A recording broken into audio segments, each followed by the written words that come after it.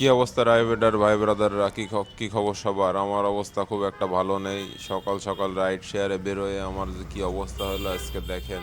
প্রতিদিনের মতো আজকেও সকাল 9টার সময় রাইড শেয়ারের জন্য বাসার থেকে অ্যাপস অন করছি। 9:12-র সময় একটা কল আসছে।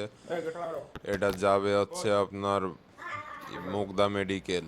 সো বাইকে রিসিভ করে আজকে 2000 টাকা ইনকামের টার্গেট নিয়ে বাসার থেকে বের হচ্ছি।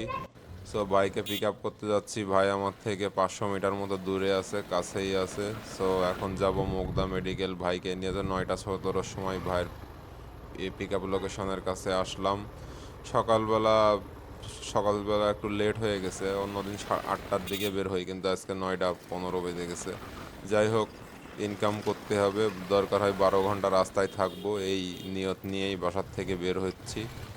দেখা যাক, ভাইকে পিক আপ করে যাব মুগদা মেডিকেল। বেশি একটা সময় লাগবে না হয়তো। সকালবেলা টানের পরে চলে যেতে হবে, দ্রুত দ্রুত রাইড শেষ করতে হবে এবং দ্রুত দ্রুত টাকা ইনকাম করতে হবে। প্রচুর টাকার দরকার, 2000 টাকা ইনকাম করাই লাগবে।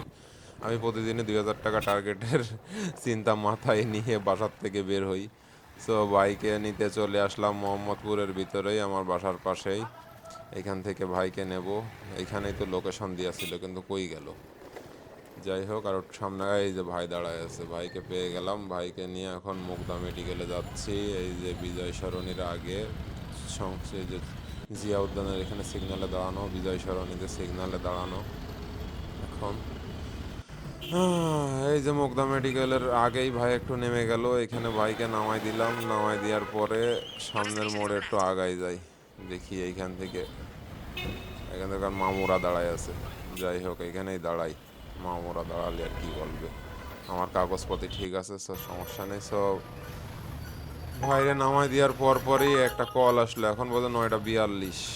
কলটা ওই রাইডটা নামায় 181 টাকা ভাড়া আসছিল, তা নামানোর সাথে সাথেই কল পাচ্ছি। কিন্তু যেসব জায়গায় গুলশানের দিকে এখন যাব না, একটু ভালো একটা কল দিকে যাইতে হবে। একটা কল পেয়ে গেছি, 176 টাকা 10 কিলো রাস্তা। এটা যাবে শ্যামলী শিশু মেলার আগে। সো ওইদিকে যাব, ওইদিকে যাওয়ার সাথে সাথে কল পেয়ে যাব, তাই জন্য কলটা অ্যাকসেপ্ট করলাম। এখন সকালবেলায় এমন লোকেশনে যেতে হবে যেখানে যে সাথে সাথে আবার কল পাই। সো ভাই আমার থেকে মাত্র 2 মিনিটের ডিস্টেন্স আছে, 450 মিটার। তো এখন যাই, ভাইকে পিক আপ করবো। লোকেশনে আসতে বললো মেসেজ দিয়ে। সো এখন ভাইকে নিয়ে আবার ওই যে শ্যামলীর দিকে যাব। বাইকে মেসেজ দিয়ে দিলাম 2 মিনিট, 2 মিনিটের মধ্যে আমি আসতেছি লোকেশনে। সো চলে যাই লোকেশনে, ম্যাপটা একটু দেখে নিলাম, কাছেই আছে। সো বাইকে নিয়ে মোহাম্মদপুরে যেতে হবে। 9:45 বাজে এখন। আজকে 2000 টাকা ইনকাম করব। 9.9 কিলো রাস্তা যেতে হবে। ভাড়া এত কম আসে উবারে, সকালবেলাও দেখেন 10 কিলো রাস্তা 176 টাকা ভাড়া, 17 টাকা কিলো। যাই হোক, এখন কি আর করার, যেতে হবে উবারে। গো পাস কেনা আছে, আমি 350 টাকায় 7 দিনের গো পাস কিনি। প্রতিদিনই তো রাইড শেয়ার করি, শুক্রবারে বিকালে করি, বাকি দিয়ে সব দিনই ফুল টাইমই করি। যেখানে দেখেন এখানে সব বাইরা কন্টাকে নেওয়ার জন্য দাঁড়ায় আছে। খোঁজ দিছি আমার যাত্রীরে, অবশ্য কন্টাকে নেওয়াই ভালো। আগে জানলে কন্টাকে এই জায়গায় দাঁড়ায় থাকতাম। কোনটাকে নিলে 200-100 টাকা বেশি ভাড়া পাওয়া যায়। যাই হোক, আমি দ্রুত দ্রুত রাইড নেওয়ার জন্য আর কি, আর মোহাম্মদপুরেও পালাম এই কারণে নিছি। কই ভাই, তো এইখানেই লোকেশন ছিল, কিন্তু খুঁজে পাচ্ছি না। এখানে গাড়ির চিপায় দাঁড়ায় আছে দেখেন। এই যে ভাই, বাইকে নিয়ে এখন যেতে হবে। হ্যাঁ, কিন্তু ঘটনাটা ঘটে গেছে মোহাম্মদপুর যাওয়ার আগে বাংলা মোটর সিগনালে এসে আমার গাড়ি বন্ধ হয়ে গেছে। বন্ধ তো হয়েছে, আর স্টার্টই নেয় না। পরে কাস্টমারকে নামাই দিছি, 10টা বেজে গেছে। নামাই দেওয়ার পর আমার বাইকে তেল আছে, সব আছে, কিন্তু মিটার বসে গেছে, সেলফ নেয় না। পরে মিস্ত্রিরে ফোন দিলাম, লাস্টে মিস্ত্রি 10টা 50-এ আসলো। তারপর মিস্ত্রিও গাড়ি স্টার্ট করতে পারে না, কোনোভাবেই বাইক স্টার্ট হয় না। পরে বাইক মিস্ত্রি ঠেলে ঠেলে নিয়ে যাচ্ছে দেখেন।